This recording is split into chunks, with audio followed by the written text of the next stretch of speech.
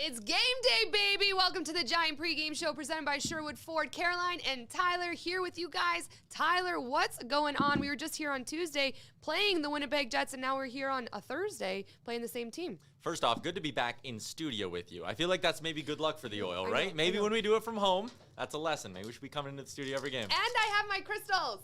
Yes. Everyone. Crystals are in studio too. Yep. It was a big day. It's a big show. It's a big show. It's giant, actually. Giant, It's a big, giant show. Tyler, what's up? What do you think? Okay, let's first start.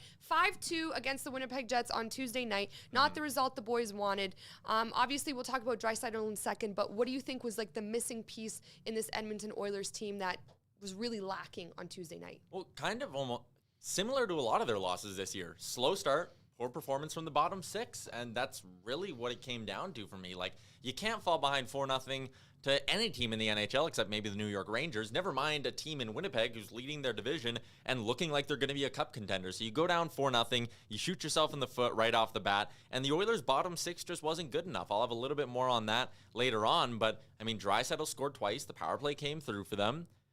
I don't even want to put this whole thing on Koskinen either. They just needed a better start in front of Mikko, and they needed more from outside of just that top six. You bring up Koskinen, 22 saves on the night, but there were a couple that he definitely should have saved. Thoughts on his performance? And then, obviously, we'll talk about Stuart Skinner a little later in the show.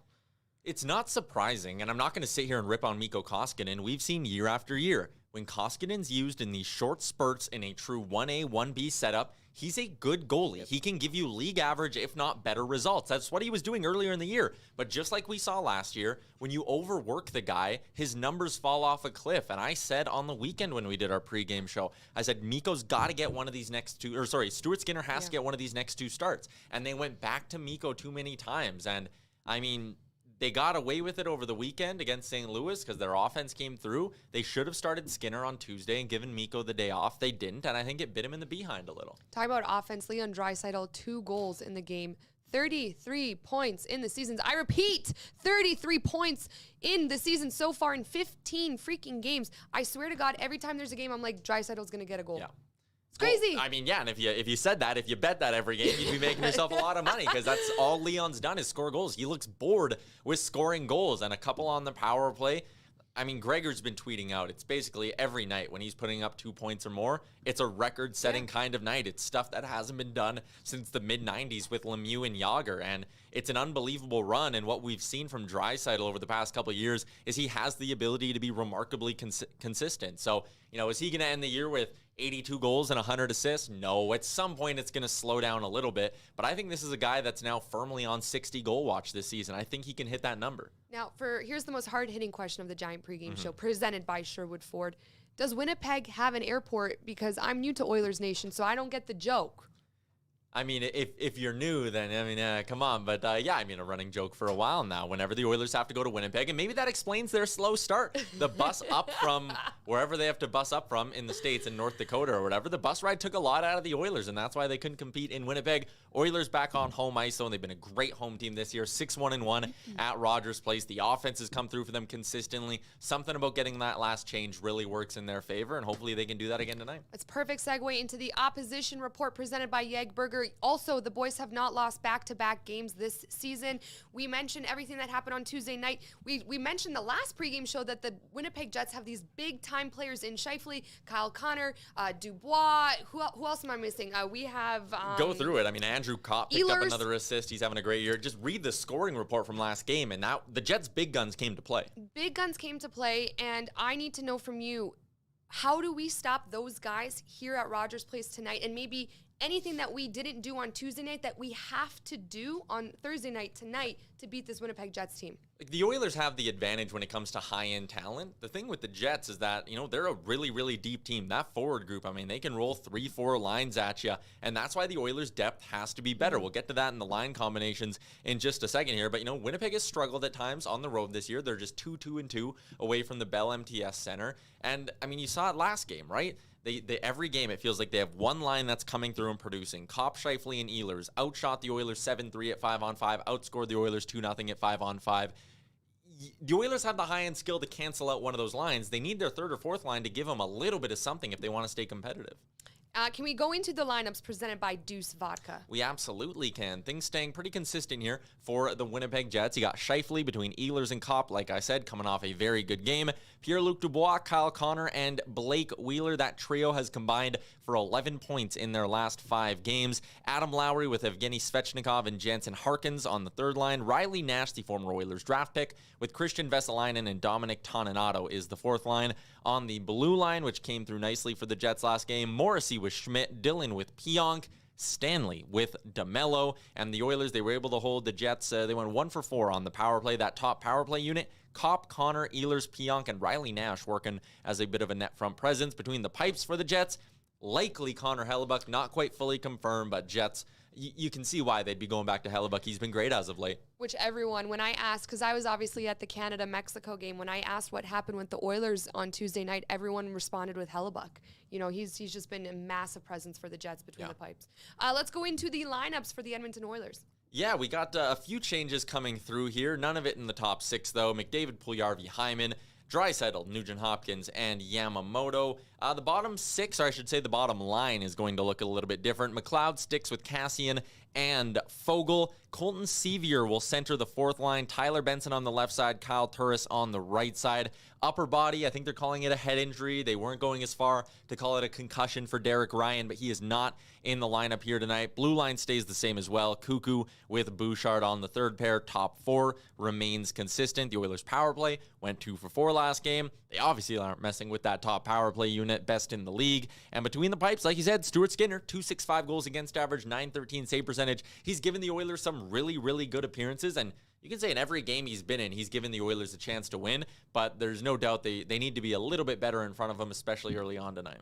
Now, I said that I'd put my money on Draisaitl these last few games. Who would you put your money on tonight in our bet of the game presented by PointsBet? Yeah, shout out to our friends at PointsBet. The Oilers are minus 145 on the money line. They're even money in regulation and plus 155 on the puck line. Great on home ice. Haven't lost back-to-back games all year. They've lost 5 in a row to the Jets. I like the Oilers' chances of not making that 6 in a row and keeping up the run of not letting these losses turn into losing streaks. Your bet of the game, though, Jesse Puljujarvi. He's got a bit of a jump in his step as of late. That line with Hyman, McDavid, and Puljujarvi outshot the Jets 7-3 at 5-on-5. Puljujarvi was a big part of it. He's hit his shot prop in back-to-back games, and I like him to do it a third time. Puljujarvi over 2.5 shots on goal, paying plus 125 is your PointsBet bet of the game, which is coming off a win, which put me into profit for the year. We're up 0.1 units, so a very slim margin, but maybe a winning streak's coming. Puljujarvi over 2.5 shots. Awesome stuff, Tyler. Did you freeze your... I was going to say a bad word. Did you freeze your butt off against in the Canada-Mexico game? I did, and hopefully, Canada wins twice here in Edmonton. The Oilers, like I said, a great team on home ice this year. Maybe there's just a good sports vibe going on in Edmonton. Football team excluded. Hopefully the Oilers can keep that rolling here. Brewing. You know what? We're going to keep rolling the Zodiac Reports. I don't care if you like them. I don't care if you do. Either way, I'm doing them every single freaking game day. We're going to do Duncan Keith today, who is a Cancer, like I've said many times on this show. One of my favorite signs. It is a water sign. So obviously these are super intuitive people, very good at analyzing situations, and very intelligent, also known to never back down from a situation and lose a fight. So these guys have fight in them. Obviously the symbol of a crab. Duncan Keith has 1 goal, 3 assists on the season. I think he helps the Oilers tonight against the Jets at Rogers Place. We're not going back-to-back. We're not going down back-to-back. No. And we're going to keep that energy from Canada versus Mexico here going tonight at Rogers Place. I'm going to be at the game as my first game as an Edmonton Oilers fan, which I'm super freaking pumped about. Tyler's going to be there too. I'm going to bring my crystals. Not to worry, guys. We're good. We got this one in the bag. Twitch chat giving you a lot of birthday wishes. Thank Happy you, birthday, everyone. Caroline. Thank you. Happy Yeah, belated birthday, I I'm suppose. 30. It's all downhill from here, I hear. Also, Spiced Oil saying nice hoodie to me because I'm rocking my custom Avoid the Grind sweater. So love it I from love that one, Spiced Oil. actually. My Twitter's down. I don't know what's going on, guys.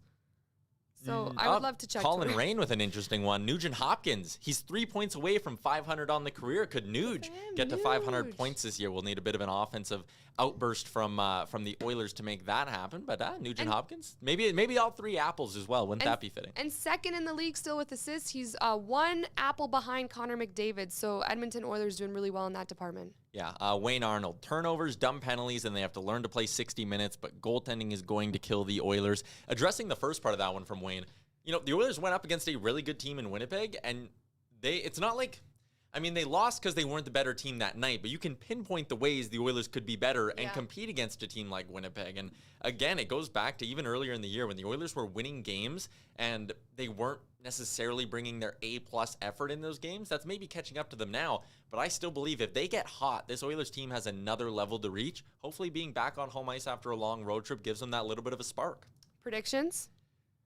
I think they bounce back tonight. I They'll need a big one from Skinner. Maybe betting the over, which is set at 6.5, is a smart play in this one. They'll need a big performance from Skinner. They'll need a goal from their bottom 6. That's what I'll say. If they get a goal from the bottom 6, 5-3 Oilers victory tonight. Okay, I'm saying 3-1. Obviously for the Ooh, Oilers. Big night, career night from Skinner, right? I'm not. I bet against the Oilers once, and I was proven wrong, and I'm never doing it again. 3-1 Oilers, and I think that's it. I also want to give a shout out to producer Liam because he's a gem behind the scenes. So that's all I got today on the Giant pregame show. Anything else, Tyler? No, I think that's all I got as well. You enjoy the game tonight, and shout out to our friends at Sherwood Ford. Enjoy the game, guys. Bye.